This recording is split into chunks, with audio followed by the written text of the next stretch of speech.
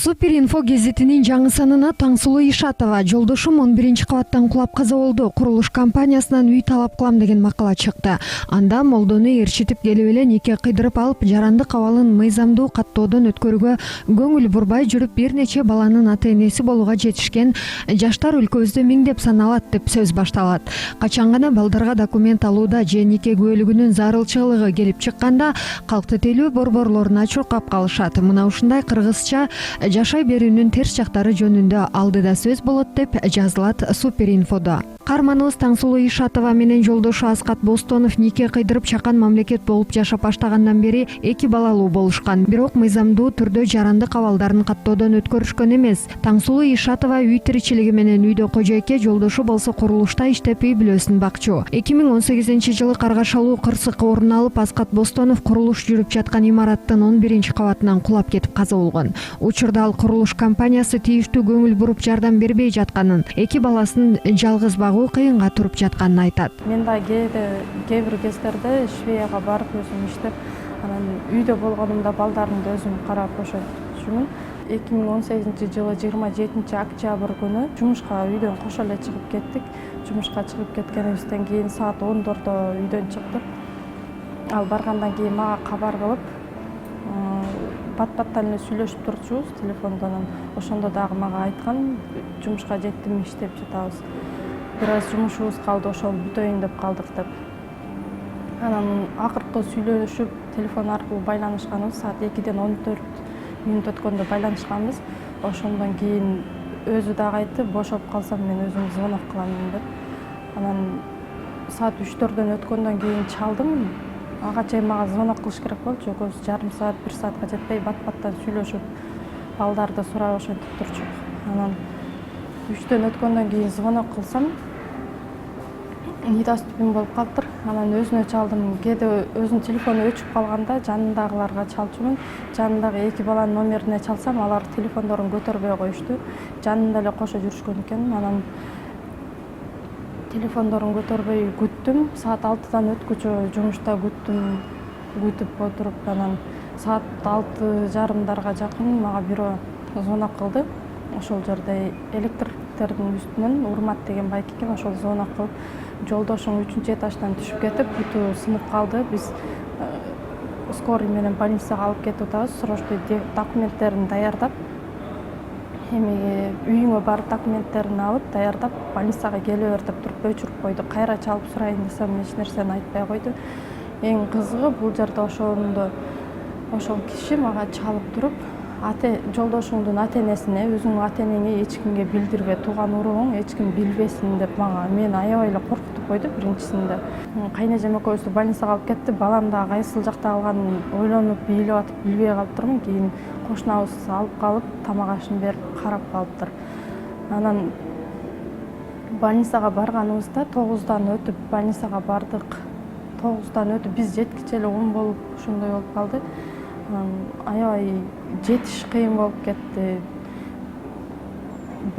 Баргандан кийин бизге көрсөтүшпөй, бизге реанимацияда жатат деп, биз кайнежем экөөбүз ошол жерде больницанын алдында нары чуркап, бери чуркап, бизди эч жака киргизбей, жылдырбай коюшту.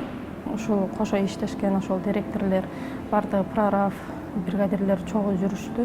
Эч кимиси эч жака жылдырбай, реанимацияга дагы бизди киргизишпейт экен. Негизи больницага дагы ошол оозунан кирели десек дагы киргиздирбей коюшту. Врачтар дагы жок экен ал күнү. Ошентип көрсө моргдо жаткан экен ал. Бизге реанимацияда деп алдап, көп убакыт бизди алдап ошентип жолуктурбай, мындай көрсөтпөй убакыт өткөзүштү. Бизди үйгө алдап, балаң бар, тиги бу деп мени ошентип балаңды кара барып, баары жакшы эле, тирүү, мен өзүм жооп берем деп ошол жердегилер ошентип айтып эме кылышпа. Саат 12ден өткөндөн кийин кайнежем экөөбүздү үйгө жөнөтүштү. Үйгө жеткирип барышты, ошол Урмат деген байке жеткирип машинасы менен алып барып таштап, анан биз жакындар ошо жанында иштеген балдарга чалып сүйлөшүп турабыз деп убадалашып ошентип кеткенбиз, кетип аткандачы. Биз баргандан кийин такыр эле биз менен байланышпай койду, эч кимеси чалсак да калбай. Анан убакыт өтүп саат 3-4дөн өткөндөн кийин эмне кылышымды билбей анан милицияга чалдым. Анан таап беришти, ошолордон уктум мен. Ал ошо бир милиция кызматкери айтты, саат 3-4дө түшүп кеткен экен, 3дөн 8 мүнөт өткөндө скорый келиптир. 4кө жетпей больницага жетип, больницадан кийин 5ке жетпей каза болуп калыптыр. Азыркы учурда кайсыл жактарында десем, жолдошуңду операция кылып, анын ичин жарып, кайра тигип туруп, эмеге моргко киргизип койгон, эртең моргтон аласыңар, тууганыңар болуп келсеңер аласыңар да деп ошентип мага жооп беришти. Бул директорлордун айтуусу берген убадасы боюнча балдарыма үй өткөзүп беребиз дешкен. Ошол тууралуу мен кайрылып жатам. Бирок убада кылганын аткарбай алигиче ар кандай коркутуулар менен ошондой болуп атат. Балдарымды дагы бир аз акча бөлүп берди. Каражат балдарыңа жеп тамак ашына депчи. Андан сырткары үйдө убада кылынган. Ошону эми атасы, директордун атасы профсоюздар комитетинин төрагасы болгондуктан баласы экөө биргелешип ошол бардык суд мед экспертизаны туура эмес бардыгын жасап коюшуп, анан акырында жолдошума күнөөнүн баарын өзүнө коюп туруп, анан баарын жокко чыгарып атышат. Жалпы эсепте Бай сервис компаниясы бул үй бүлөгө 713 000 сом берген. Бирок Ишатова компания үй убадалаганын, убакыт өткөн сайын бул айткандарын унуткаруу аракеттерин көрүп жатышканын белгиледи. Күйөөсү каза болгон учурда күйөөм каза болуп калды, териштирген менен аны кайтара албайбыз. Андан көрө эки баласынын келечегин ойлоноюн дегем. Бирок компания жетекчилери акыркы кездерде мага орой мамиле жасай баштады дейт ал. Жолдошумдун сөөгүн берип, анан 40 өткөндөн кийин мен бул жакка келдим. Себеби ал жерде кайненем өзү да ооруп, экинчи группадагы, үчүнчү группадагы инвалид, пенсиясы менен жашайт. Анан балдарымды багыш керек болуп калды, айла жок багыш керек. Кайненем өзү ал жерде ооруп, мен бул жакта иштеп, кайненеме балдарды таштайын десем, кайненем өзүн дагы араң карап ошенткендиктен балдарымды анан кайненем айтты, мен карай албайм. Алып кетесиң депчи, алып апаңдарга ташта деп. Андан мурда деле анча-мынча өзүм апамдар карашып ошентип турушчу. Анан апамдарга экөөнү тең таштадым, айылга алып барып таштап, анан өзүм бул жакка келгенден кийин директорге жолуктум. Директорге жолугуп, анан директор болуп сүйлөшүп отуруп, анан директор ошол жерде айтып, убадасын ошол жерде берген. Азырынча бир аз тыйым бар, атайын балдарга бөлүнгөн. Ошол тыйымды тамак ашына, жеп ичкенине иштетип турасың, мен утурсага керек болгон маалда берип турам деп ошентип келишим түзүлгөн. Ошондой мындай кагаз жүзүндө эмес, эми мындай экөөбүз отуруп ошентип сүйлөшкөнбүз. Ооз эки сөз болуп сүйлөшүлгөн. Анан бул жерде ортодон эле кайненемдер менен дагы сүйлөшүптүр. Кайненемдер менен сүйлөшкөндө мага ошентип бир аздан акча керек болгон маалда директор акча берип турамын деп айтты. Азырынча ушул акчаны бир аздан алып турасың, кайненеңдерге дагы бериле турган акча бар, себеби беришим керек, бир аз карыздар бар экен деп. Ошентип анан буларды сен алып тур, сен керек маалда иштетип турсаң, мен балдарыңа бир квартираны алып беремин деп ошентип сүйлөшкөн. Квартираны өткөзүп берем, ал жагынан кыжалык болбо деп директор ошентип убада берген. Мага убада бергенден кийин анан кайненемдерге 100 000ден 200 000ден кылып 500 000 общий өткөрүп берди. Жана похоронго 100 000 деген акча кошулуп 500 000 өткөрүп бериптир. Анан мага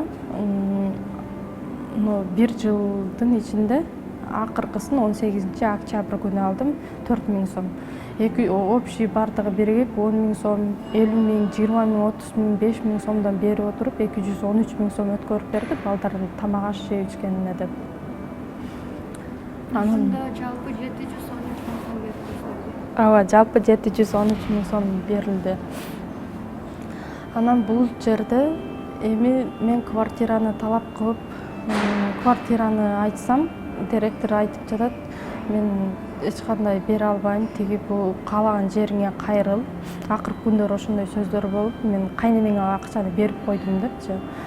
кайненеме берген акчаны айттым. Кайненеме өзү башында эле берем бир аз дегенсиз, бизге да берем дегенсиз.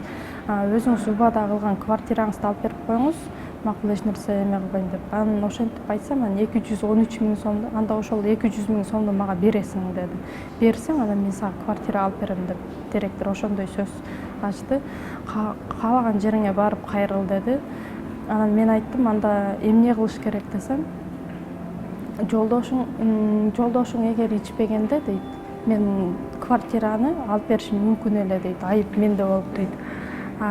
Жолдошуң өзү ичкендиги үчүн мен эч нерсени алып бере албайм. Керек болсо ошол 200 000 кайненеңдей 500 000 дагы алганга кудуретиң дагы алым дагы жетет деп ошондой сөз айтты. Күнөөнүн баардыгы ошол фирмада болуп атат.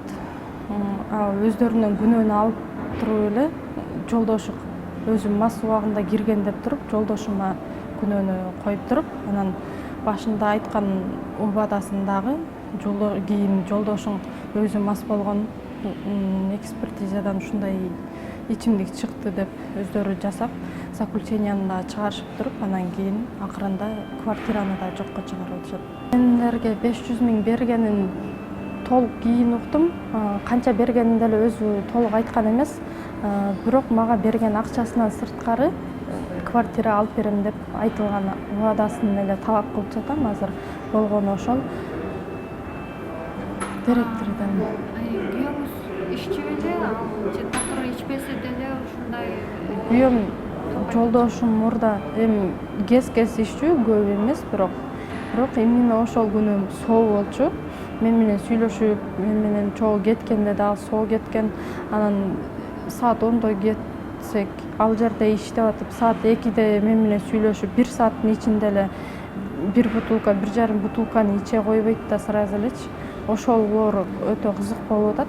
Кандай эле мен ойлойм, бул атасы чоң жумушта иштеп, эми атасынын колунда болуп атат булардын бардыгы.